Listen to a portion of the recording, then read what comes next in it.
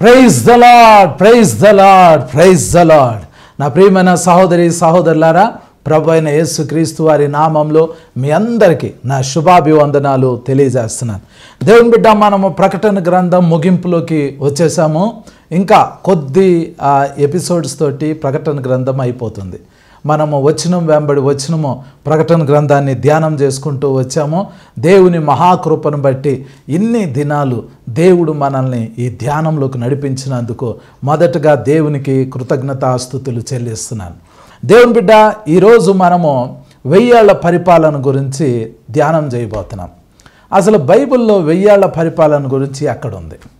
చాలామంది ఏం చెబుతారంటే 1000 ఏళ్ల పరిపాలన అని ప్రత్యేకంగా ఏమి లేదు, ఇప్పుడు మనం రక్షణ పొందాము, ఇప్పుడు మనం బతుకుతున్న బ్రతికే 1000 ఏళ్ల పరిపాలన అని అంటారు. బైబిల్లో 1000 ఏళ్ల పరిపాలనకి చాలా ప్రాముఖ్యత ఉంది. అసలు 1000 ఏళ్ల పరిపాలన లేదు అని అనుకోండి, మనం చాలా వాగ్దానాలు మిస్ అయిపోతాం. నాకు ఒక ఆశ ఉంది, రేపు సంఘం ఎత్తబడినప్పుడు ఖాళీ చేతులతో మనం పరలోకం వెళ్ళకూడదు. నా కోరిక ఏంటంటే, మనం పరలోకంలోకి అడుగు పెట్టేటప్పుడు, మనం ఎత్తబడేటప్పుడు ఇదిగో ఈ బైబిల్ని చేతిలో పట్టుకుని పరలోకం వెళ్ళాలని నాకు ఆశ. కానీ మనం ఈ బైబిల్ని తీసుకుని వెళ్ళలేము. ఈ భూమి మీద ఉండినంత కాలం బైబిల్ని చదువుతాం, బైబిల్ని ధ్యానం చేస్తాం. ఈ ఫిజికల్గా ఈ బైబిల్ని పట్టుకుని తీసుకుని మనం పరలోకంలోకి వెళ్తే చాలా విషయాలు మనం ఇంకా నేర్చుకోవచ్చు. వాస్తవానికి బైబిల్ని కొంతమంది కొన్ని 100 సార్లు చదివారు. నాకు తెలిసిన ఒక ఆయన ఉన్నారు, ఆయన ఇప్పుడు లేరు, చనిపోయారు. ఆయన దగ్గరగా బైబిల్ని 1000 సార్లు చదివారంట. ఇప్పుడు కొంతమంది సాక్ష్యం చెప్తున్నారు, నేను బైబిల్ని 700 సార్లు చదివానండి అని. కొంతమంది 100 సార్లు చదివారు. బైబిల్ని ఎన్ని సార్లు చదివినా, ఎన్ని 100 సార్లు చదివినా బైబిల్లో ఒక అద్భుతం ఉంది. అద్భుతం ఏంటి అని అంటే, ఒక్కొక్క వచనంలో ఒక్కొక్క యుగం ఉంది అని చెప్పొచ్చు. అంటే కొన్ని యుగాలు ఆ వచనాన్ని ధ్యానం చేసినా కూడా మనకు దానిలో ఉన్న పరిపూర్ణమైన లోతైన అర్థాలు మనకు తెలియదు. ఇది మీకు ఇప్పుడు అర్థం కాదు. బైబిల్లో 1189 అధ్యాయాలు ఉన్నాయి. ఈ అధ్యాయాలన్నిటిలో చాలా ప్రవచనాలు ఉన్నాయి. ఈ ప్రవచనాలన్నీ ఇంకా పూర్తిగా నెరవేరాల్సిన ప్రవచనాలు చాలా ఉన్నాయి. మనం ఎత్తబడి పరలోకంలోకి వెళ్తాం, అక్కడ కొన్ని అద్భుతాలు ఉన్నాయి. ఆ విషయాలన్నీ బైబిల్లో రాయబడి ఉన్నాయి. పరలోకంలో నుండి మళ్ళీ మనం భూమి మీదకి వస్తాం. భూమి మీదకి వచ్చినప్పుడు ఇక్కడ అరమగెద్దోని యుద్ధం జరిగింది. ఆ ప్రవచనాలు బైబిల్లో రాయబడి ఉన్నాయి. కానీ ఆ వచ్చేటప్పుడు మనం తెల్లని గుర్రాలు ఎక్కొస్తాం, ఈ భూమి మీదకి వస్తాం, యెరూషలేం పట్టణంలోకి వస్తాం, తూర్పు వైపున ఉన్న ఆ ఒలివు కొండ మీద ల్యాండ్ అవుతాం, అక్కడ యుద్ధం చేస్తాం.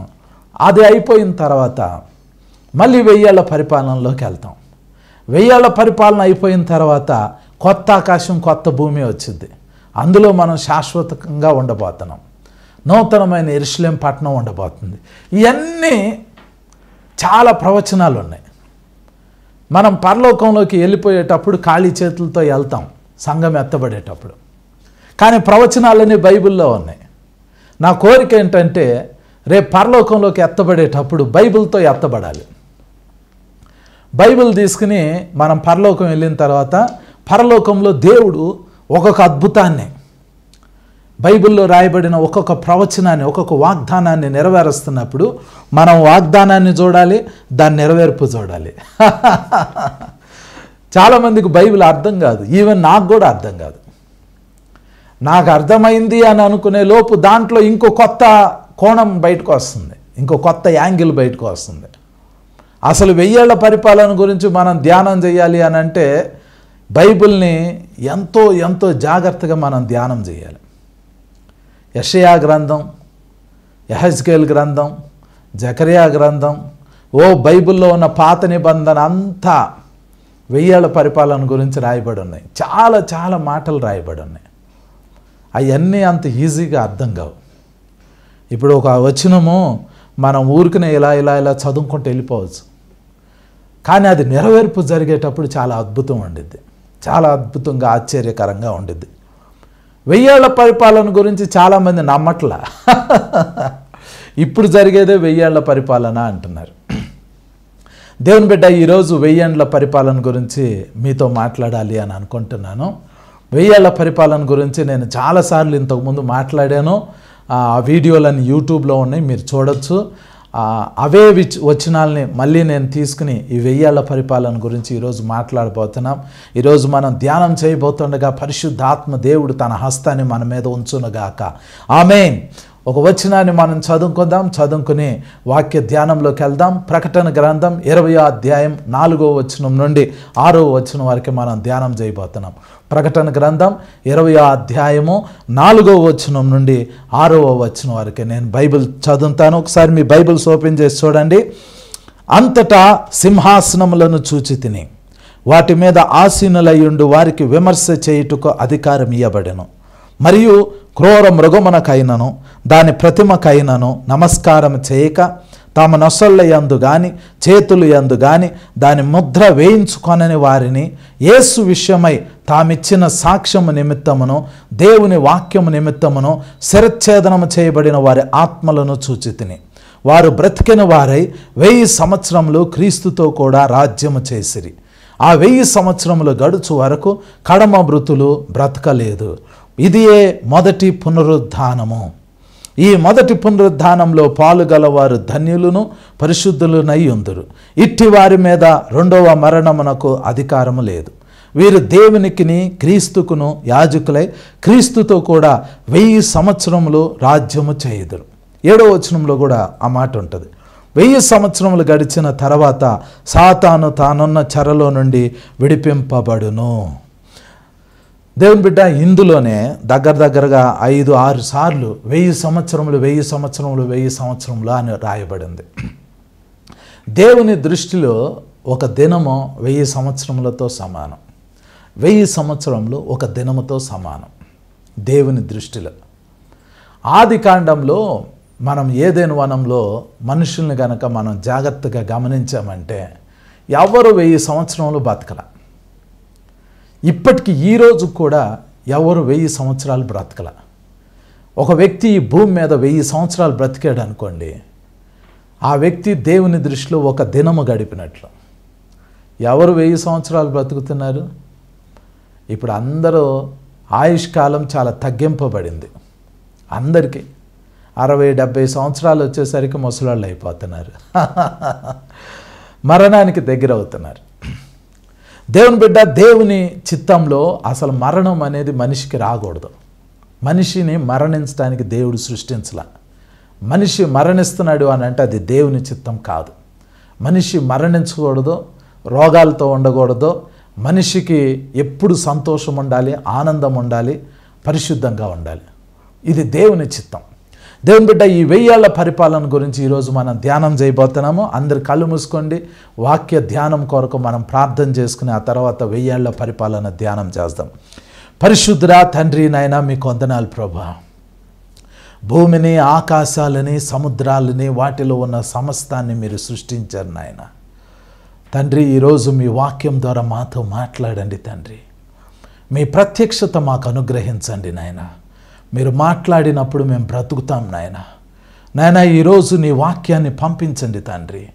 ఈ వాక్యం వింటున్న ప్రతి కుమారుడు, ప్రతి కుమార్తెలో అగ్నిని పుట్టించండి నాయన. మంటను పుట్టించండి తండ్రి.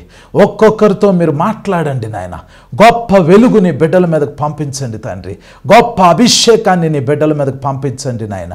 తండ్రి, ఈరోజు మీ వాక్యం ద్వారా నాతో, మాతో, అందరితో మీరు మాట్లాడతారని నమ్ముతూ యేసు నామంలో ప్రార్థించి వేడుకొంచున్నాం తండ్రి.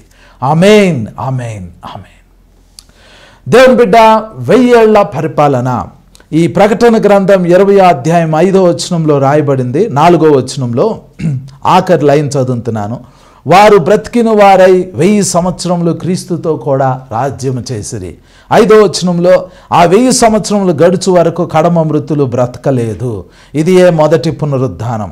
అలాగే 6వ వచనంలో ఈ మొదటి పునరుద్ధానంలో పాలుగలవారు ధన్యులను పరిశుద్ధులునయ్యుందురు. ఇట్టి వారి మీద రెండవ మరణమునకు అధికారం లేదు. వీరు దేవునికిని క్రీస్తుకును యాజకులై క్రీస్తుతో కూడా 1000 సంవత్సరములు రాజ్యము చేయుదురు. 1000 సంవత్సరములు గడిచిన తర్వాత సాతాను తానున్న చెరలో నుండి విడిపింపబడును అని రాయబడింది. దేవుని బిడ్డ, 1000 సంవత్సరములు 1000 సంవత్సరములు 1000 సంవత్సరములు 1000 సంవత్సరాలు, దాన్ని 1000 ఏళ్ల పరిపాలన అంటారు. కన్య అయిన మరియా తాను యేసేపుకు ప్రదానం చేయబడిన తర్వాత గాబ్రియేలు దూత మరియకి ప్రత్యక్షమవుతాడు. లూకాసు వార్త 1వ అధ్యాయం 32-33 వచనాల్లో గాబ్రియేలు దూత మరియతో చెప్తాడు, మరియా, పరిశుద్ధాత్మ నీ మీదకు వస్తాడు, దేవుని శక్తి నీ మీదకు వచ్చింది, నువ్వు ఒక కుమారుణ్ణి కంటావు, ఆయనకి యేసు అనే పేరు పెడతావు, ఆయన పెరిగి పెద్దవాడవుతాడు, ఆయన సర్వోన్నతుడైన దేవుని కుమారుడు అని పిలువబడతాడు. దేవుడు దావీదు సింహాసనాన్ని ఆయనకి ఇస్తాడు, ఆయన దావీదు సింహాసనం మీద కూర్చుంటాడు, రాజ్య పరిపాలన చేస్తాడు, యాకోబు వంశస్థులని యుగ యుగాలు పరిపాలిస్తాడు అని గాబ్రియేలు దూత మరియతో చెప్తాడు. జనరల్గా ఇది క్రిస్మస్ అప్పుడు మీరు ధ్యానం చేసే వచనం ఇది. ఇప్పుడు గాబ్రియేలు దూత మరియతో ఏం చెప్పాడంటే, నీకు కుమారుడు పుడతాడు, ఆ కుమారుడు పెరిగి పెద్దవాడవుతాడు, అతనికి యేసు అనే పేరు పెడతావు, అతడు దేవుని కుమారుడు, సర్వోన్నతుని దేవుని కుమారుడు, ఆయన దావీదు సింహాసనం మీద కూర్చుంటాడు. యేసు ప్రభు వారు దావీదు సింహాసనం మీద కూర్చుంటాడు, యాకోబు వంశస్థులని యుగ యుగాలు యాలతాడు. ఇక్కడ ఒక విషయం ఏంటి అని అంటే,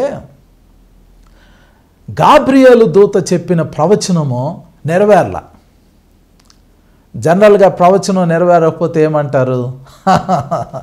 అబద్ధ ప్రవక్త అంటారు. గాబ్రియేలు దూత మరియతో చెప్పాడు, కుమారుడు పుడతాడు, దావీదు సింహాసనం మీద కూర్చుంటాడు. మరియకి ప్రవచనం సగం నెరవేరింది. సగం ఏంటంటే, ఆమె గర్భంలో శిశువు ఏర్పడ్డాడు, యేసు ప్రభు ఆమె గర్భంలో నుండి జన్మించాడు. 33.5 సంవత్సరాల తర్వాత మరియ ఏం చూడాలంటే, యేసు ప్రభుని దావీదు సింహాసనం మీద కూర్చోవటం చూడాలి. కానీ యేసు ప్రభు దావీదు సింహాసనం మీద కూర్చోలే. మరి ఎక్కడ కూర్చున్నారు? యేసు ప్రభు సిలువలో మరణించారు. యేసు ప్రభు వారు సిలువలో 3 మేకుల మధ్య ఆయన మరణించటమో మరియ చూశారు. ఇప్పుడు ప్రవచనం ఫెయిల్ అయినట్టే కదా. గాబ్రియేలు దూత చెప్పాడు, యేసు ప్రభు దావీదు సింహాసనం మీద కూర్చుని పరిపాలిస్తాడు, లూకాసు వార్త 1:32-33. కానీ యేసు ప్రభు దావీదు సింహాసనం మీద కూర్చోలేదు, ఆయన సిలువ వేయబడ్డాడు, ఆయన చనిపోయాడు, ఆయన సమాధి చేయబడ్డాడు, ఆయన 3వ దినాన లేపబడ్డాడు, పునరుద్ధానుడయ్యాడు, ఆయన పరలోకంలోకి వెళ్ళాడు. దావీదు సింహాసనం భూమి మీదే ఉంది, యాకోబు వంశం భూమి మీదే ఉంది. యేసు ప్రభు దావీదు సింహాసనం మీద కూర్చుని యాకోబు వంశస్థుల్ని యాలాలి, అంటే ఇశ్రాయేలు ప్రజల్ని పరిపాలించాలి.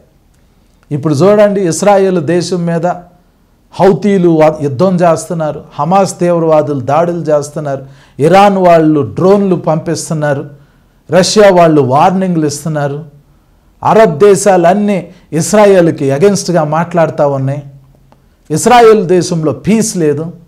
కానీ ప్రామిస్ ఏంటంటే, యేసు ప్రభువు ఇశ్రాయేలు దేశంలో సింహాసనం మీద కూర్చుని ఇశ్రాయేలు దేశాన్ని పరిపాలించాలి. గాబ్రియేలు దూత చెప్పిన ప్రవచనం అది నెరవేరల. ఆయన పరలోకంలోకి వెళ్ళిపోయాడు. ఎప్పటికి 2000 సంవత్సరాలు అవుతుంది యేసు ప్రభు పరలోకం వెళ్ళిపోయి. ఈ 2000 సంవత్సరాలుగా ఆ ప్రవచనం నెరవేరల. ఇప్పుడు ఆ ప్రవచనం నెరవేరాలి. మనుషులు చెప్పిన ప్రవచనాలు ఫెయిల్ అవుతాయేమో కానీ దేవుడు స్వయంగా చెప్పిన మాట ఏది కూడా ఫెయిల్ కాదు.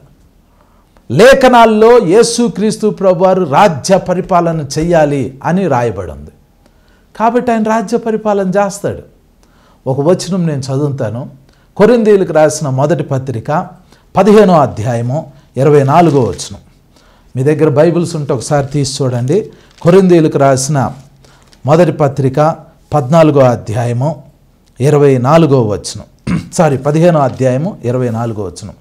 కొరింథీయులకు రాసిన మొదటి పత్రిక 15వ అధ్యాయము 24వ వచనం. అటు తర్వాత ఆయన సమస్తమైన ఆధిపత్యమును సమస్తమైన అధికారమును బలమును కొట్టివేసి తన తండ్రి అయిన దేవునికి రాజ్యము అప్పగించును. అప్పుడు అంతము వచ్చును. ఎందుకనగా తన శత్రువులనందరినీ తన పాదముల క్రింద ఉంచు వరకు ఆయన రాజ్య పరిపాలన చేయుచుండవలెను. కడపట నశింపజేయబడు శత్రువు మరణము అని రాయబడింది. కొరింథీయులకు రాసిన మొదటి పత్రిక 15వ అధ్యాయము 24, 25, 26 వచనాల ప్రకారము యేసు ప్రభువు ఈ భూమి మీదకు వచ్చి రాజ్య పరిపాలన చేయాలి. ఆయన సింహాసనం మీద కూర్చోవాలి.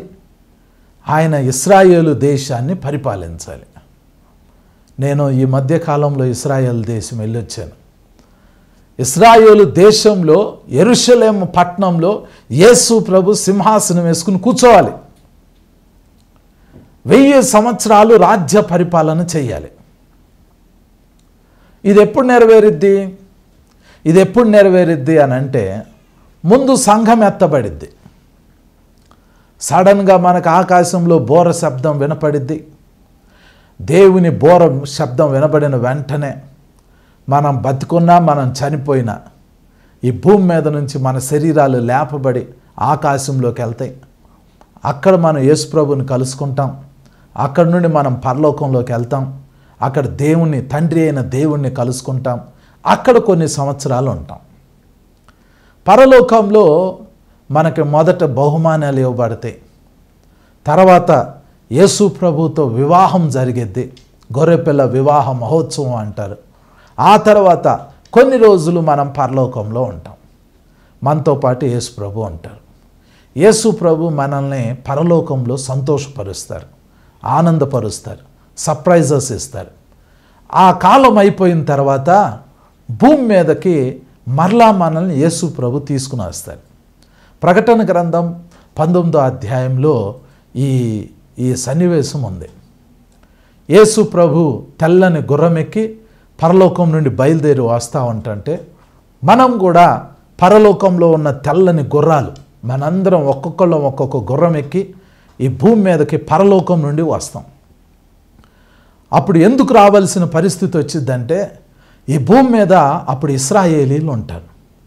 ఈ ఇశ్రాయేలీల్ని భూమి మీద లేకుండా చెయ్యాలి అని, వాళ్ళందరినీ, ఆ జాతి మొత్తాన్ని చంపేయాలి అని క్రీస్తు విరోధి, అబద్ధ ప్రవక్త, సాతాను వాళ్ళ సమూహం అంతా యెరూషలేముని చుట్టుముట్టినప్పుడు ఇశ్రాయేలీలు వాళ్ళకి దిక్కులేనప్పుడు, వాళ్ళ స్త్రీలు చెరపబడుతున్నప్పుడు, వాళ్ళు చంపబడుతున్నప్పుడు, వాళ్ళు చెరలో పెట్టబడుతున్నప్పుడు, వాళ్ళు హింసింపబడుతున్నప్పుడు వాళ్ళ 2 చేతులు ఆకాశం వైపు ఎత్తి యేసు ప్రభుని పిలిస్తే యేసు ప్రభు ఆకాశం నుండి తెల్లని గుర్రం ఎక్కి మనందరికీ తెల్లని గుర్రాలను ఎక్కించి మనందరిని తీసుకుని యెరూషలేములోకి వస్తారు. యెరూషలేముకి తూర్పు వైపున ఒలీవ కొండ ఉంది. ఆ కొండ మీద యేసు ప్రభు పాదం పెడతారు. మనందరం ఆ కొండ మీదకి దిగి వస్తాం.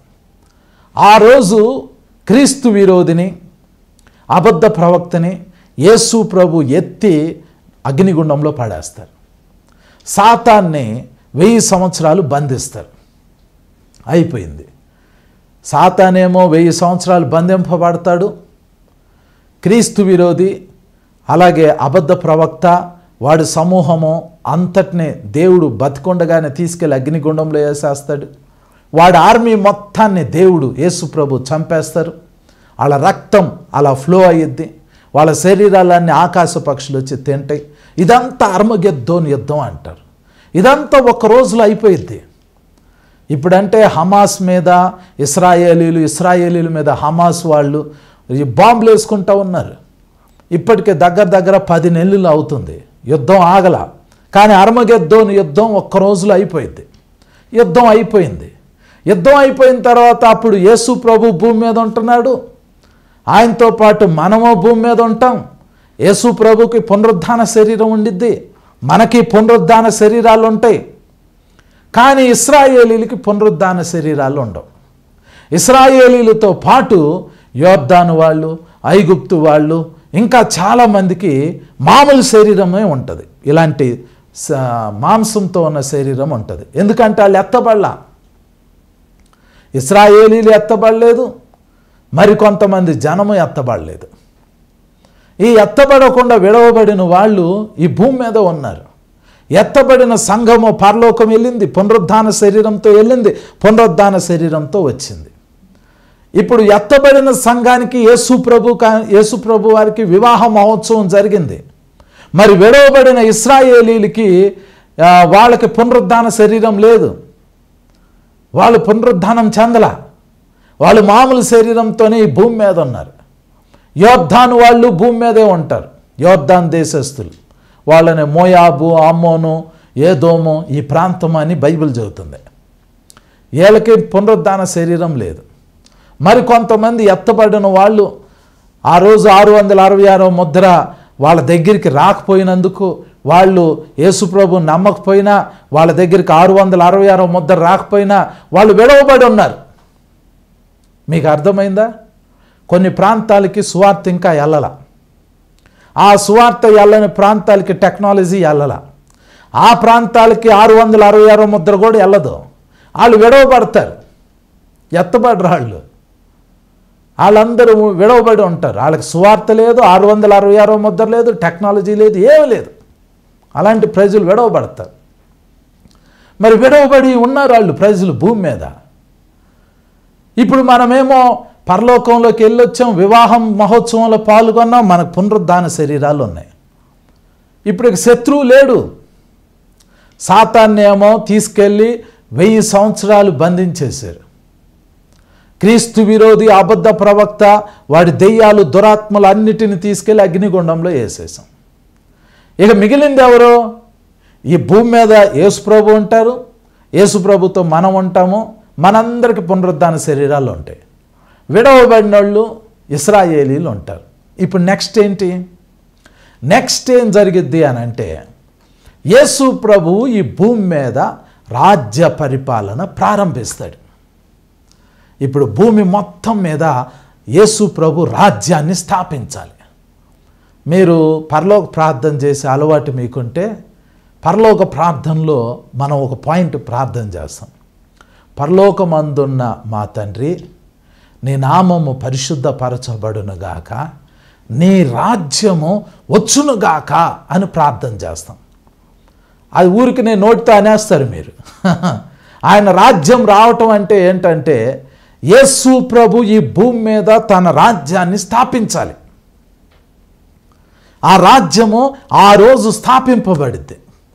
ఈ రాజ్యాన్ని స్థాపించే టైంలో భూమి మీద చాలా మార్పులు జరుగుతాయి. ఫస్ట్ ఏం జరిగిద్ది అని అంటే, భూమి మీద పెద్ద పెద్ద భూకంపాలు వస్తాయి. యేసు ప్రభు రాజ్య పరిపాలన చేసే టయానికి భూమి మార్పు చెందిద్ది. అసలు ఫస్ట్ దేవుడు భూమిని, ఆదాముని సృష్టించేటప్పుడు భూమి ఎలాగుండేదో తెలుసా? మీరు ప్రపంచ మ్యాప్ను ఒకటి కొనుక్కోండి, వరల్డ్ మ్యాప్ను ఒకటి కొనుక్కోండి. వరల్డ్ మ్యాప్ని కొనుక్కుని ఈ వరల్డ్ మ్యాప్లో కాంటినెంట్స్ అన్నిటినీ కట్ చేయండి. Continents Africa, south America, north America, Asia, Australia, Europe, ఇవన్నీ పేపర్స్ కట్ చేయండి. వాటన్నిటిని దగ్గరకు తీసుకొచ్చి ఫిట్ చేయటానికి ట్రై చేయండి. వాటిని దగ్గరకు తీసుకొచ్చి ఒక ప్లేస్లో ఫిట్ చేయటానికి ట్రై చేయండి.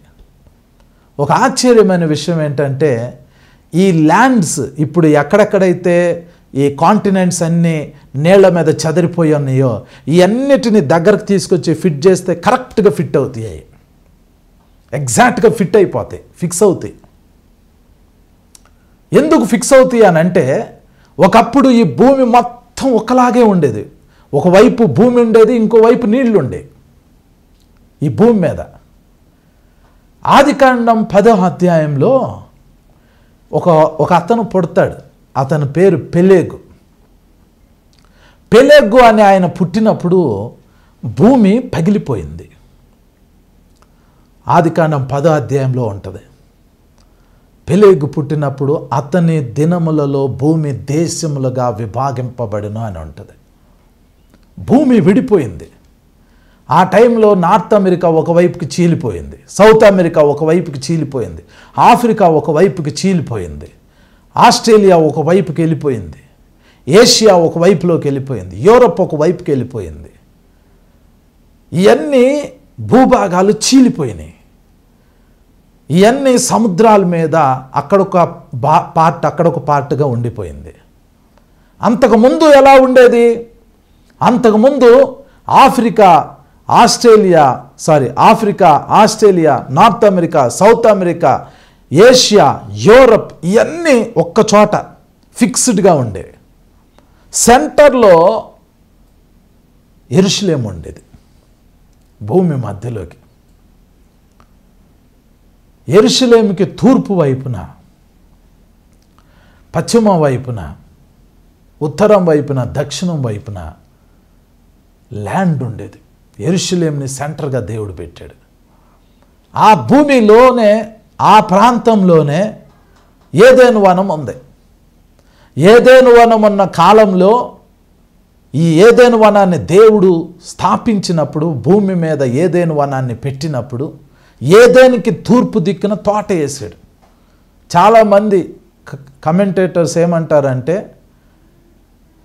ఏదెను అని అంటే యెరూషలేము, దానికి తూర్పు వైపున అంటే ఇరాక్ ప్రాంతంలో ఏదెను వనం ఉండేది. ఏదెను వనం ఇరాక్ దేశంలో ఉంది. ఈ ఇరాక్ దేశంలోనే ఏదెను వనం ఉంది. ఏదెను ఆ వనం ఉంది. ఏదెను అని అంటేనేమో ఇజ్రాయేలు దేశము అని అంటారు. సో ఇప్పుడు విషయం ఏంటి అని అంటే భూమి మొత్తం ఒక చోట ఉండేది. ఆ ఒక్క చోట ఉన్న భూమిలో ఏదెను వనం ఉండేది. ఇప్పుడు యేసు ప్రభు రాజ్య పరిపాలన చేసేటప్పుడు ఏమైద్దో తెలుసా? మరలా భూమి మీద మార్పులు జరుగుతాయి. భూమి అతుక్కోవటమో, ల్యాండ్స్ అన్నీ ఒక చోటకు రావటమో ఏదో జరుగుతుంది. ఆశ్చర్యమైన విషయం ఏంటంటే ఇప్పుడు అన్నిటికంటే ఎత్తైన పర్వతం ఏంటి? Mount Everest. మౌంట్ ఎవరెస్ట్ అనేది ప్రపంచంలో ఉన్న అన్ని పర్వతాల కంటే ఎత్తైన పర్వతం. అయితే బైబిల్ ఏం చెబుతుంది అని అంటే ఈ 1000 ఏళ్ల పరిపాలన ప్రారంభం అప్పుడు మౌంట్ ఎవరెస్ట్ ఎత్తైన పర్వతంగా ఉండదు. ఇక హిమాలయ పర్వతాలు కానీ, మౌంట్ ఎవరెస్ట్ కానీ, ఇంక ఏ పర్వతాలైనా అవన్నీ హైట్ తగ్గింపబడతాయి. హైట్ పెరిగేది ఏంటంటే ఇశ్రాయేలు దేశంలో ఉన్న సియోను పర్వతము హైట్ పెరిగింది. అది అన్ని పర్వతాల కంటే ఎత్తైన పర్వతంగా ఉంటుంది. ఆ సియోను పర్వతం మీదే దేవుని మందిరం కట్టబడబోతుంది. ఇప్పుడు ఆ ప్లేస్లో ముస్లింల యొక్క మసీదు ఉంది. అల్లా అక్సా మాస్క్ ఉంది అక్కడ. The dome of the rock ఉంది అక్కడ. ఆ పర్వతము అన్ని పర్వతాల కంటే ఎత్తైన పర్వతంగా ఉంటుంది. ఈ అల్ అక్సా మాస్క్ కానీ, ఆ డోమ్ ఆఫ్ ది రాక్ కానీ ఉండదు. ప్రపంచంలో ల్యాండ్లో జియోగ్రఫికల్గా ఏదో మార్పు జరగబోతుంది. అప్పుడు ఈ కాంటినెంట్స్ అన్నీ ఒక చోటకు రావచ్చు. కాంటినెంట్స్ అన్నీ ఒక చోటకు వచ్చి మళ్ళీ ఒకటే ల్యాండ్గా ఫామ్ అయిపోవచ్చు. ఈ ఎత్తైన పర్వతాలు, ఇప్పుడు ఎత్తైన పర్వతాలుగా పిలువబడే హిమాలయ పర్వతాలు కానీ, మౌంట్ ఎవరెస్ట్ కానీ, మౌంట్ K2 కానీ, ఇంకా ఎక్కడెక్కడ ప్రపంచంలో ఎక్కడెక్కడ ఏ ఏ పెద్ద పర్వతాలు ఉన్నాయో వాటన్ని హైట్స్ కంటే కూడా సియోను పర్వతము ఎత్తుగా హెచ్చింపబడింది. జియోగ్రఫికల్ మార్పులు జరుగుతాయి. ఈ భూమి మీద చాలా మార్పు, వాతావరణ మార్పు స్టార్ట్ అయింది. ఒక వచనం చదువుతాను. యెషయా గ్రంథం 2వ అధ్యాయం. యెషయా గ్రంథము 2వ అధ్యాయంలో 1000 ఏళ్ల పరిపాలన గురించి రాయబడింది. 2వ అధ్యాయము 2వ వచనం. యెషయా గ్రంథము 2వ అధ్యాయము 2వ వచనం. అంత్యదినములలో పర్వతముల పైన యెహోవా మందిర పర్వతము పర్వత శిఖరమున స్థిరపరచబడి కొండల కంటే ఎత్తుగా ఎత్తబడును అని రాయబడింది. ఆ వచనాన్ని అర్థం చేసుకోండి. యెషయా గ్రంథం 2వ అధ్యాయం 2వ వచనంలో ఈ ప్రవచనం రాయబడింది. 1000 ఏళ్ల పరిపాలన జరగాలి అని అంటే ముందు భూమి మీద పర్వతాలు కొన్ని హెచ్చింపబడాలి, కొన్ని తగ్గింపబడాలి. ఎత్తైన పర్వతం ఏంటి అని అంటే ఇప్పుడున్న మౌంట్ ఎవరెస్ట్. కానీ దాని మీద యేసు ప్రభు మందిరం కట్టడు. మందిరం ఎక్కడ కడతాడంటే ఎక్కడైతే సొలొమోను మందిరం కట్టించాడో అక్కడే కట్టాలి.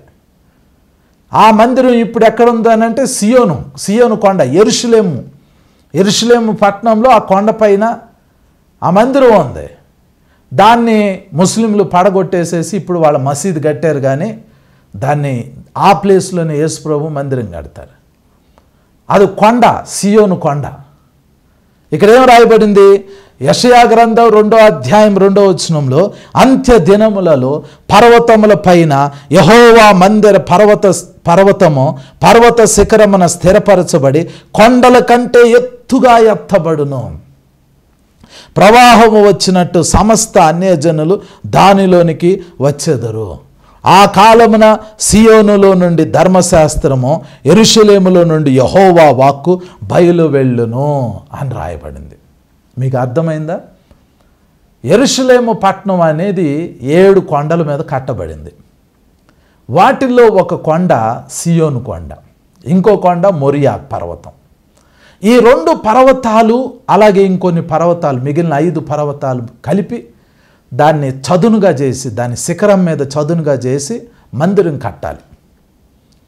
బైబిల్ చెబుతుంది సియోను పర్వతము హెచ్చింపబడిద్ది. ఆ రోజుల్లో ప్రపంచం మొత్తంలో సియోను పర్వతము ఎత్తుగా ఉండిద్ది. ప్రవాహం వచ్చినట్టు ప్రజలు అందులోకి వెళ్తారంట. అంటే మనందరం యెరూషలేములోకి వెళ్తాం ఆ రోజు. అద్భుతమైన విషయం ఏంటంటే మనం యెరూషలేములోనే ఉంటాం. భూమి మీద ఉన్న ప్రజలు ఆ రోజు సియోను పర్వతం అంటే యెరూషలేములోకి వస్తారు. యెరూషలేములోకి ఎందుకు వస్తారో తెలుసా? దేవుని వాక్యం వినటానికి, ధర్మశాస్త్రం వినటానికి. మళ్ళీ చదువుతున్నాను చూడండి. యెషయా గ్రంథం 2వ అధ్యాయము 3వ వచనం. ఆ కాలమున సియోనులో నుండి ధర్మశాస్త్రము, యెరూషలేములో నుండి యెహోవా వాక్కు బయలు వెళ్ళును. జనములు గుంపులు గుంపులుగా వచ్చి యాకోబు దేవుని మందిరమునకు, యెహోవా పర్వతమునకు మనము వెళ్ళుదము రండి. ఆయన తన మార్గముల విషయమై మనకు బోధించును, మనము ఆయన త్రోవలలో నడుతుము అని చెప్పుకొందురు.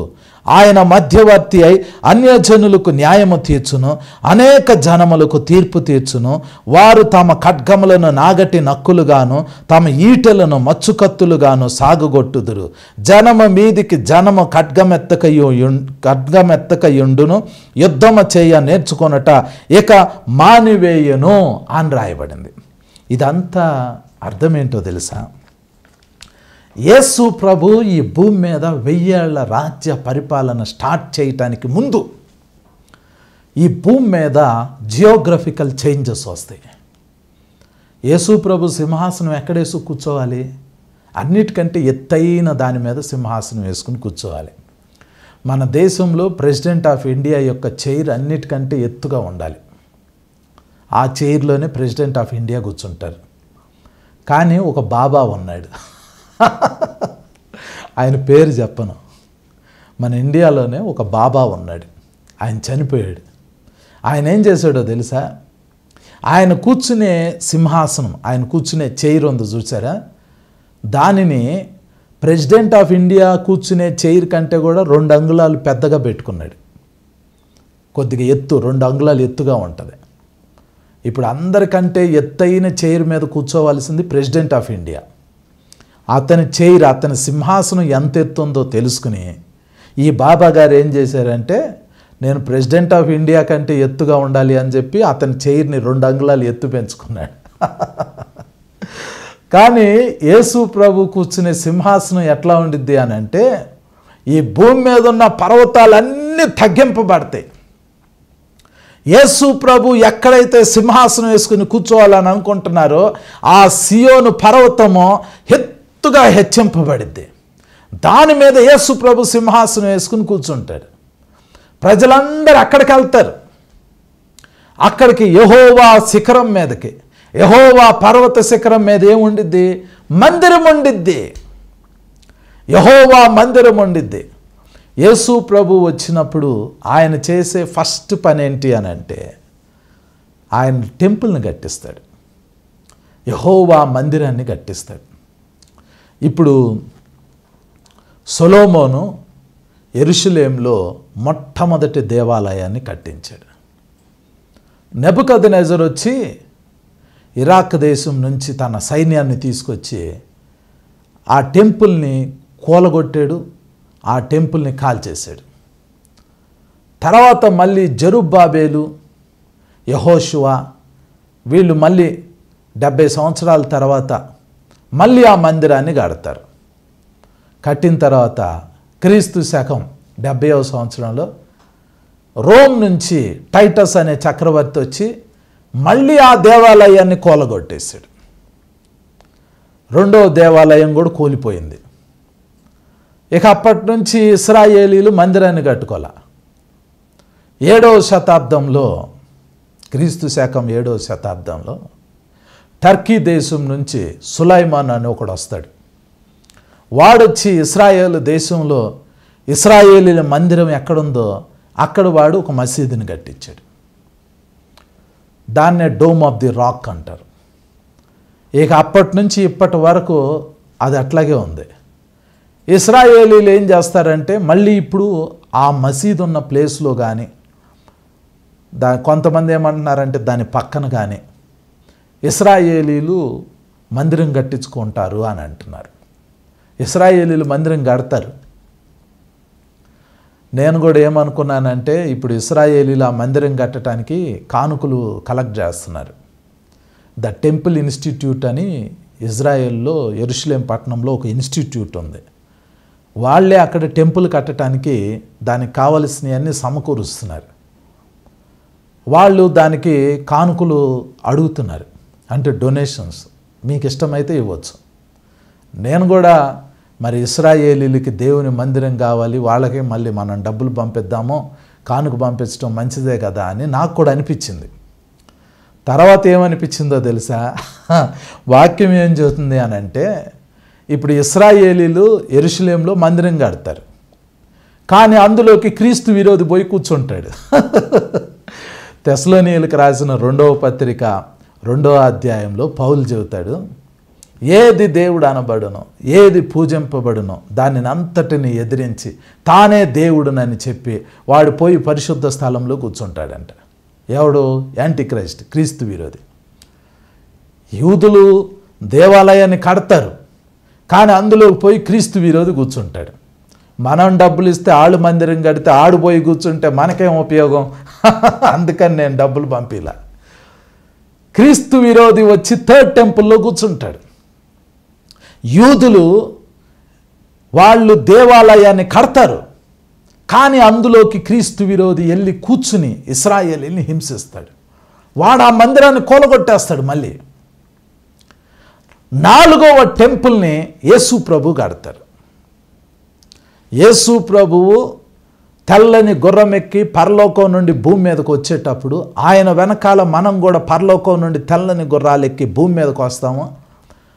3rd టెంపుల్ని కూలగొట్టిన ఆ క్రీస్తు విరోధిని యేసు ప్రభు పట్టుకుని అగ్నిగుండంలో వేసేస్తాడు, శత్రువులందరినీ బంధించేస్తాడు. అప్పుడు ఆయన చేసే ఫస్ట్ పని ఏంటంటే, యేసు ప్రభువు యెరూషలేంలో ఆ సియోను పర్వతం మీద, ఎత్తుగా హెచ్చింపబడిన ఆ పర్వతం మీద యేసు ప్రభు 4th టెంపుల్ని కడతారు. యేసు ప్రభు 4వ దేవాలయాన్ని యెరూషలేంలో కడతారు. ఎక్కడైతే యేసు ప్రభు 4వ టెంపుల్ని కడతారో ఆ ల్యాండ్లో నేను కాలు పెట్టా. అది నాకు చాలా హ్యాపీగా అనిపించింది. ఈ వచనం, ఈ ప్రవచనం ఎక్కడుంది? జకర్యా గ్రంథం 6వ అధ్యాయం. జకర్యా గ్రంథం 6వ అధ్యాయము 12వ వచనము 13వ వచనం నేను చదువుతాను చూడండి. జకర్యా గ్రంథము 6వ అధ్యాయము 12, 13 వచనాలు. అతనితో ఇట్లనుము, సైన్యములకు అధిపతియగు యెహోవా సెలవిచ్చున్నదేమనగా, చిగురు అను ఒకడు కాలడు. అతడు తన స్థలములో నుండి చిగుర్చును, అతడు యెహోవా ఆలయము కట్టును. అతడే యెహోవా ఆలయము కట్టును. అతడు ఘనత వహించుకొని సింహాసనాసీనుడై ఏలును. సింహాసనాసీనుడై అతడు యాజకత్వము చేయగా ఆ ఇద్దరికి సమాధానకరమైన యోచనలు కలుగును అని రాయబడింది. ఇది ప్రవచనం. ఇది ప్రవచనం. ప్రవచనం ఏంటి అని అంటే, యేసు ప్రభు వచ్చి యెరూషలేములో దేవాలయాన్ని కడతారు. దేవాలయం, యెరూషలేములో ఆలయం కడతారు. యేసు ప్రభువు ఆయనకున్న అనేక పేర్లు ఒక పేరు ఏంటంటే చిగురు. దావీదుకు వేరు, దావీదుకు చిగురు. యేసు ప్రభు వచ్చి యెరూషలేములో దేవాలయాన్ని కడతారు. అది 4వ టెంపుల్, 4th టెంపుల్. మనందరం పరలోకం నుండి పునరుద్ధాన శరీరాలతో గుర్రాల మీద ఈ భూమి మీదకి వచ్చి యేసు ప్రభుతో నిలబడి ఆ టెంపుల్ నిర్మాణం జరిగేటప్పుడు అదంతా మనం దగ్గరుండి చూస్తాం. మనం 4th టెంపుల్ నిర్మాణం జరిగిద్ది. ఆ 4th టెంపుల్లోనే యేసు ప్రభు సింహాసనం వేసుకుని కూర్చుని ఉంటారు. జకర్యా గ్రంథం 6వ అధ్యాయం 12, 13 వచనాల్లో రాయబడింది. అసలు ఇశ్రాయేలీల్లో రాజు అవ్వాలంటేనేమో దావీదు వంశంలో పుట్టాలి, యాజకత్వం చేయాలి అని అంటేనేమో లేవి వంశంలో పుట్టాలి. రాజు యాజకుడుగా ఉండకూడదు, యాజకుడు రాజుగా ఉండకూడదు. ఇది ఇశ్రాయేలీల రూల్. అది మీకు అర్థమవుతుందా? ఇశ్రాయేలీల్లో 12 గోత్రాలు ఉన్నాయి. యోధా గోత్రంలో వాళ్ళు రాజు అవ్వాలి, లేవి గోత్రంలో వాళ్ళు యాజకులు అవ్వాలి. ఒక వ్యక్తి రాజుగా ఉండాలి, రాజుగా ఉంటే యాజకుడిగా ఉండకూడదు, యాజకుడిగా ఉంటే రాజుగా ఉండకూడదు. కానీ యేసు ప్రభు ఒక్కడికి మాత్రమే ఆ ప్రివిలేజ్ ఉంది. రాజు యాజకుడు రెండిటిని యేసు ప్రభు చేస్తాడు. అది మెల్కీసెదెకు యొక్క క్రమము. అబ్రహాము మెల్కీసెదెకు అనే ఆయనకి దశంభాగం ఇచ్చాడు. ఆ మెల్కీసెదెకు అనే రాజు, ఆయన రాజు యాజకుడు. ఆ క్రమానికి యేసు ప్రభు సంబంధించిన వ్యక్తి. యేసు ప్రభు వారు యాజకత్వం చేస్తాడు, అదే మందిరంలో రాజరికం కూడా చేస్తాడు. ఆ 4వ టెంపుల్లో యేసు ప్రభు సింహాసనం వేసుకుని కూర్చుని ఉంటాడు. ఆ సింహాసనం మీద రాజుగా ఉంటాడు, ఆయనే యాజకత్వం చేస్తాడు. ఆ ప్రవచనమే ఇక్కడ ఉంది. స్టార్టింగ్లో నేను చెప్పే కదా, లూకా సువార్త 1వ అధ్యాయం 32, 33 వచనాల్లో గాబ్రియేలు దూత మరియకి ప్రత్యక్షమై మరియతో చెప్తాడు, నువ్వు ఒక కుమారుడిని కంటావు, ఆ కుమారుడు పెరిగి పెద్దవాడై సర్వోన్నతుడైన దేవుని కుమారుడు అని పిలువబడతాడు. ఆయన దావీదు సింహాసనం మీద కూర్చుంటాడు. ఆయన యాకోబు వంశస్థుల్ని యుగయుగాలు ఏల్తాడు. ఎప్పుడు ఏల్తాడు? 2వ రాకడలో యేసు ప్రభు భూమి మీదకి వచ్చినప్పుడు, యెరూషలేములో 4వ టెంపుల్ని కట్టినప్పుడు, ఆ టెంపుల్లో యేసు ప్రభు సింహాసనం వేసుకుని కూర్చున్నప్పుడు, ఆ సింహాసనం వేసుకుని కూర్చున్నప్పుడు ఆయన యాజకత్వం చేస్తాడు, ఆయన రాజుగా ఉంటాడు. ఆ ప్రవచనం ఇక్కడ రాయబడింది. మళ్ళీ చదువుతున్నాను చూడండి. జకర్యా గ్రంథం 6వ అధ్యాయం 13వ వచనంలో, అతడే యెహోవా ఆలయము కట్టును. యేసు ప్రభు అతడే యెహోవా ఆలయము కట్టును. అతడు ఘనత వహించుకొని సింహాసనాసీనుడై ఏలును. సింహాసనాసీనుడై అతడు యాజకత్వము చేయగా ఆ ఇద్దరికి సమాధానకరమైన యోచనలు కలుగును అని రాయబడింది. ఇప్పుడు యేసు ప్రభు చేసే పని ఏంటంటే, వచ్చి దేవాలయంలో ఆయన దేవాలయాన్ని కడతారు, దాంట్లో సింహాసనం వేసుకుని కూర్చుంటారు, దాంట్లో యాజకత్వం చేస్తారు. ఆయనతో పాటు ఇంకెవరెవరు యాజకత్వం చేస్తారు? ఇశ్రాయేలీయుల్లో పునరుద్ధానులై వచ్చేవాళ్ళు దావీదు ఉంటాడు. దావీదుతో పాటు యాజక గోత్రంలో ఉన్నవాళ్ళు, లేవి గోత్రంలో నుంచి వచ్చిన యాజకులు వాళ్ళు ఉంటారు. వాళ్ళల్లో ప్రాముఖ్యమైన వ్యక్తి సాదోకు. ఈ ప్రవచనాలన్నీ ఎక్కడున్నాయో తెలుసా? యెహెజ్కేలు గ్రంథం 40వ అధ్యాయం, 41వ అధ్యాయం, 42వ అధ్యాయం, 43వ అధ్యాయం, 44వ అధ్యాయం, 45వ అధ్యాయం, 46వ అధ్యాయం, 47వ అధ్యాయం. ఈ 7 అధ్యాయాల్లో, ఈ 8 అధ్యాయాల్లో 40వ అధ్యాయం నుండి యెహెజ్కేలు గ్రంథం 40వ అధ్యాయం నుండి 48వ అధ్యాయం వరకు ఈ 8 అధ్యాయాల్లో మందిరం ఎంత పొడవు ఉంటుంది, ఎంత వెడల్పు ఉంటుంది, దాని లోపల ఎన్ని గేట్లు ఉంటాయి, దాని చుట్టూ ఎంత ఎత్తు గోడ ఉంటుంది, దాని లోపల ఎన్ని టేబుల్స్ ఉంటాయి, ఎన్ని చైర్స్ ఉంటాయి, ఎక్కడ బలిపీఠం ఉండిద్ది, దాని లోపల సింహాసనం ఎక్కడ ఉండిద్ది, దాని గోడల్లో ఏ విధంగా మెట్లు ఉంటాయి, ఎక్కడెక్కడ యాజకులు వస్త్రాలు మార్చుకుంటారు, ఎక్కడెక్కడ సాదోకు కూర్చుంటాడు, సాదోకు ఎక్కడ బలులు అర్పిస్తాడు, ఇదంతా ఈ యెహెజ్కేలు గ్రంథం 40వ అధ్యాయం నుండి 47వ అధ్యాయం వరకు ఉంటుంది. అందులో యేసు ప్రభు సింహాసనం వేసుకుని కూర్చుని ఉంటాడు. ఇప్పుడు అక్కడ ఇంకొక అద్భుతం జరిగిద్ది. ఇప్పుడు ఇశ్రాయేలు దేశంలో నదులు చాలా తక్కువ ఉంటాయి. ప్రాముఖ్యమైన నది ఏంటంటే యోర్దాను నది. ఈ యోర్దాను నదిలో నుండి మరి గలిలయ సముద్రం దగ్గర నుండి మృత సముద్రం వరకు ఒక నది, యోర్దాను నది పైనుంచి కింద వరకు అలా ప్రవహించింది. అదే ప్రాముఖ్యమైన నది.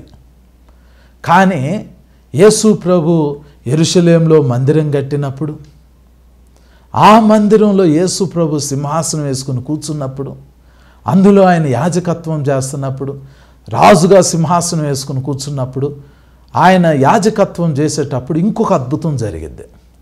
ఆ అద్భుతం ఏంటంటే ఆయన సింహాసనం నుంచి కింద చిన్న ఓట ప్రారంభమైంది. ఆ ఓట యెహెజ్కేలు గ్రంథం 47వ అధ్యాయంలో ఆ ఓట గురించి రాయబడింది. అది మెల్లిగా ప్రవహించింది, చిన్న ఓట, నీటి ఓట.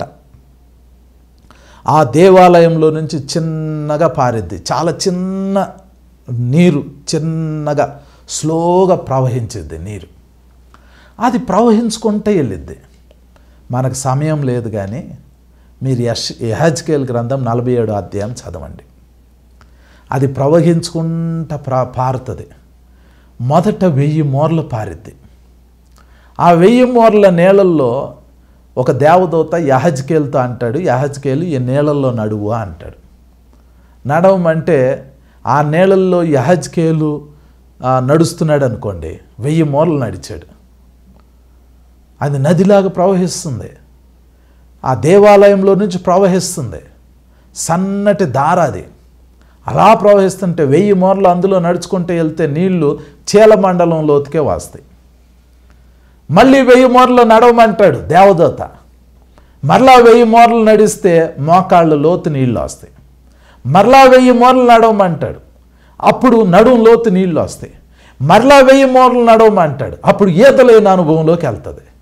అంటే నది దాదాపుగా 2 కిలోమీటర్ల దూరం ప్రవహించిన తర్వాత కానీ ఆ నది ఈతలేని అనుభవంగా వచ్చింది. నది ఇశ్రాయేలు దేశంలో యెరూషలేము పట్టణంలో దేవాలయంలో నుంచి జీవ నది ప్రవహించింది. ఆ నది ఎక్కడెక్కడికి పారిద్దో అక్కడెల్లా చచ్చిని అన్ని బతుకుతాయి. ఆ నదికున్న అద్భుతం ఏంటంటే యెరూషలేములో నుండి అది పారిద్ది. అది పారేమవుతుంది అంటే జకరియా గ్రంథం 14వ అధ్యాయం 8వ వచనం ప్రకారము అది ఒక పాయింట్కి వెళ్ళగానే 2 భాగాలుగా చీలిపోయింది. ఇశ్రాయేలు దేశంలో 3 సముద్రాలు మెయిన్గా ఉంటాయి. ఒకటి గలిలయ సముద్రం, అందులో మంచినీళ్ళు ఉంటాయి, అందులో చేపలు ఉంటాయి, దానిలో ఉన్న నీళ్లు ఇశ్రాయేలీలు తాగుతున్నారు. రెండవ నది మృత సముద్రం, అక్కడ గడ్డి కూడా మొలవదు, అందులో కెమికల్స్ ఉంటాయి, అందులో సాల్ట్స్ ఎక్కువ ఉంటాయి, చేపలు అందులో ఉండవు. దానివల్ల ఇశ్రాయేలీలకి పెద్ద ఉపయోగం ఏం లేదు. అక్కడికి వెళ్ళి అందరూ మట్టితో కడుక్కుంటారు, కానీ చర్మంపు వ్యాధులు పోతాయి, అయిపోతాయి, ఇపోతాయి అని. కానీ చెప్పుకోదగినంత ఇంపార్టెన్స్ లేదు. చాలామంది ఏం చెబుతారంటే అందులో నుంచి మినరల్స్ తీస్తున్నారు అని. అద్భుతమైన విషయం ఏంటంటే ఆ డెడ్ సీ నీళ్లు తీయగా మారిపోతాయి.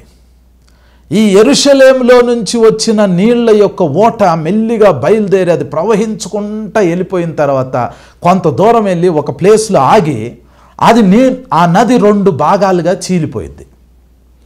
ఒక భాగమేమో మృత సముద్రంలోకి వెళ్ళిద్ది, ఇంకొక భాగమేమో మెడిటేరియన్ సముద్రంలోకి, మధ్యాధర సముద్రంలోకి వెళ్తాయి. ఈ 2 పార్ట్స్లో ఉన్న నీళ్ళు ఏమవుతాయి అని అంటే తీయగా మారిపోతాయి. ఇశ్రాయేలు దేశంలో 3 సముద్రాలు ఉంటాయి.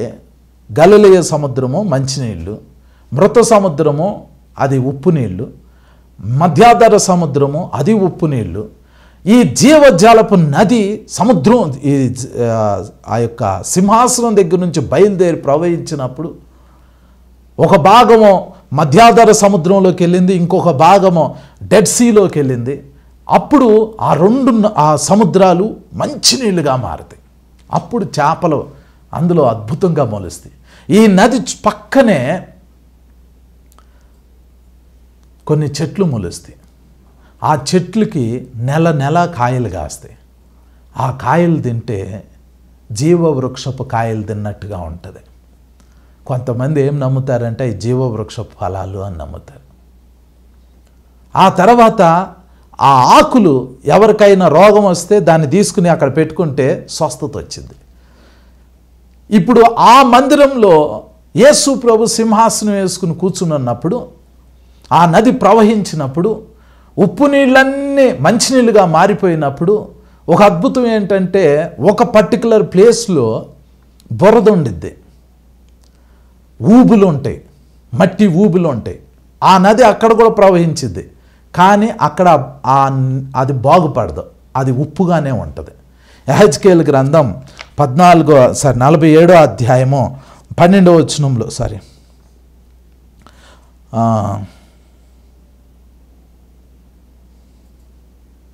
8వ వచనం నుండి చదువుతున్నాను చూడండి. అప్పుడు ఆయన నాతో ఇట్లనెను. యెహెజ్కేలు గ్రంథం 47వ అధ్యాయము 8వ వచనం. అప్పుడు ఆయన నాతో ఇట్లనెను, ఈ నీళ్లు ఊబికి తూర్పుగానున్న సముద్రం ప్రదేశమునకు పారి అరాబాలోనికి దిగి సముద్రంలో పడును. అప్పుడు సముద్రపు నీళ్లు మంచినీళ్ళగును. వడిగా పారు ఈ నది వచ్చు చోట్ల నెల్ల జలచరములన్నీ బ్రతుకును.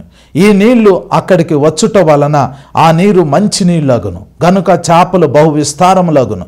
ఈ నది ఎక్కడికి పారునో అక్కడ సమస్తమును బ్రతుకును. 11వ వచనం.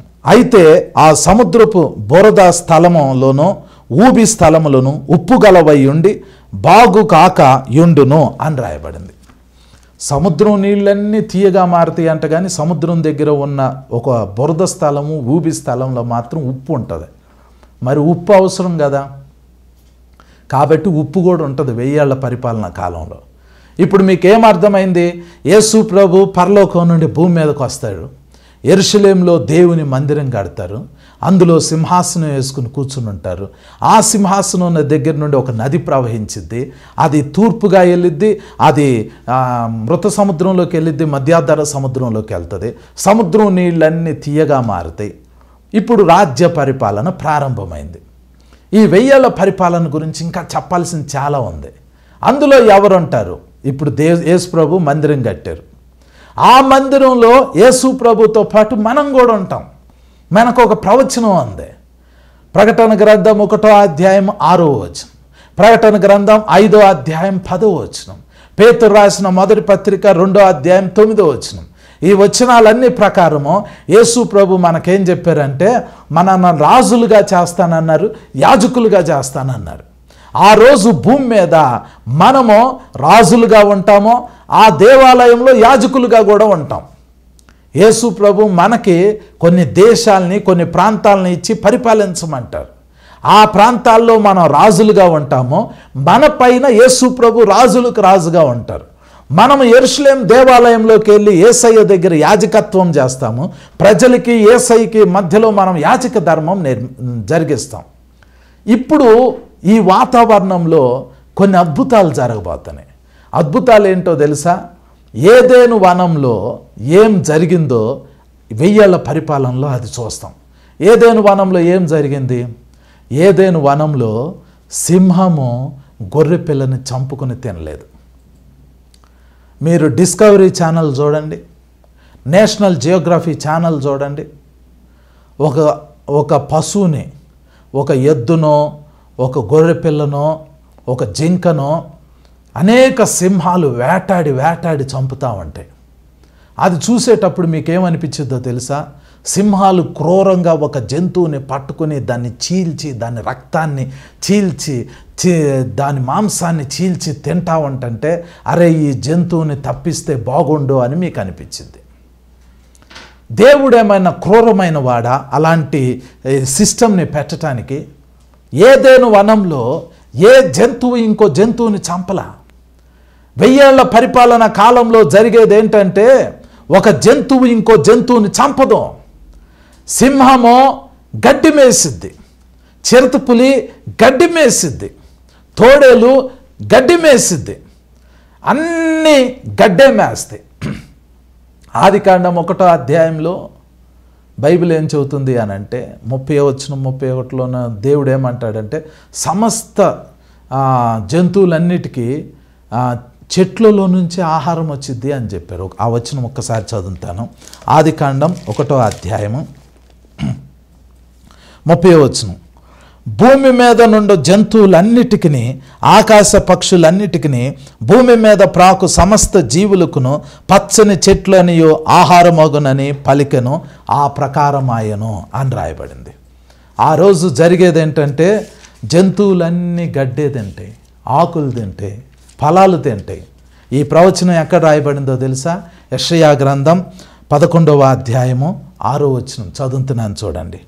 తోడేలు గొర్రెపిల్ల యొద్ద వాసము చేయును, చిరుతపులి మేకపిల్ల యొద్ద పండుకొనును, దూడయు కొదమ సింహమును పెంచబడిన కోడియు కూడుకొనక బాలుడు వాటిని తోలును, ఆవులు ఎలుగులు కూడి మేయును, వాటి పిల్లలు ఒక్క చోటనే పండుకొనును, ఎద్దు మేయునట్లు సింహము గడ్డి మేయును, పాలు కుడుచు పిల్ల నాగుపాము పుట్ట యొద్ద ఆట్లాడును, మిడినాగు పుట్ట మీద పాలు విడిచిన పిల్ల తన చెయ్యి చాచును, నా పరిశుద్ధ పర్వతం అందంతటను ఏ మృగమును హాని చేయదు, నాశనము చేయదు.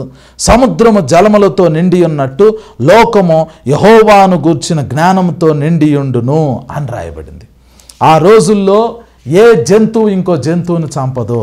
దాని అర్థం ఏంటి అని అంటే, సింహమైనా, ఎలుకబంటైనా, ఎద్దైనా, గొర్రెపిల్లైనా, మేకపోతైనా, ఎలుకబంటైనా అన్నీ గడ్డే మేస్తాయి.